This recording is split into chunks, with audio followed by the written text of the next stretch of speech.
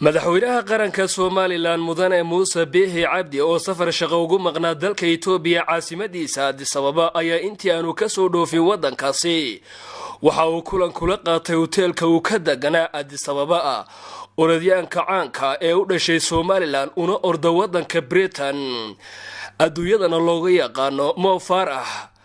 kulankaasi ay wada yeesheen madaxweynaha jamhuuriyadda Soomaaliland mudane Muuse Biixi Cabdi iyo Mo Farah waxa ay ka wada hadleen sidii dhalinyarada Soomaaliland loogu dhiirigelin lahaa arrimaha isboortiga.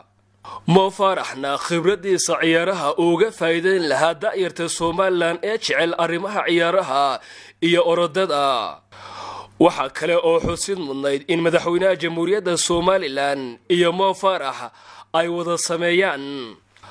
orod walow aanay diyaar u ahayn madaxweynaha Soomaaliland iyo Mo Farah haddana waxa u suurta gashay in yar ay wada ordaan si dhalinyarada Soomaaliland loogu dhiirigeliyo ciyaaraha iyo orodada si ay uga fogaadaan balwadaha iyo arrimaha taariibka isla markaana ay ugu mashquulaan ciyaaraha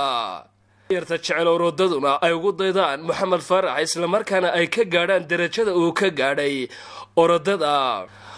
Mo Farah oo warbaahinta qaranka Soomaaliland ay wax ka weydiisay dareenkiisa ku aadan kulanka uu la qaatay madaxweynaha Soomaaliland ayaa waxa uu kaga jawaabay هاتو والله مدحوينها هذا وشرف وين سان لو كلمناي أردنا وكجرا أو دو وقف سقفت أردية وأنا مالين أرد كانوا مالك است أرد أنا مالين يا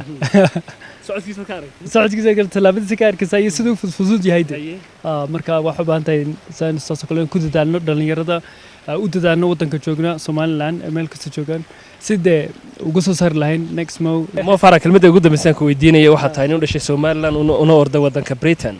boqolaal dhalinyaro oo reer Soomaaliland ayaa ku daawanaya in maxaa taraadsin lahayd walaal waxaan talin lahaa oo alxamdulillah wadankeena maanta meel fiican maraya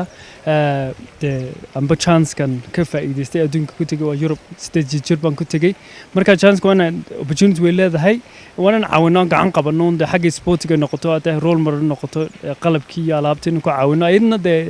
ay ku dadaalaan maanta qof strawberry maanta bilaabay orod barina heer ku gaadhay ma jirto aan waxaan ku bilaabay 12 jir haddana 35 jira oo maanta ma meel fiican ka maraya marka intaas sanadood waa la soo jabasay la soo kacaysay marba jirtay si fiican u ordin waana ku dadaashido nin Ahmed Saki Dair Hassan iyo Ibrahim Abdiqaadir Ibrahim Eagle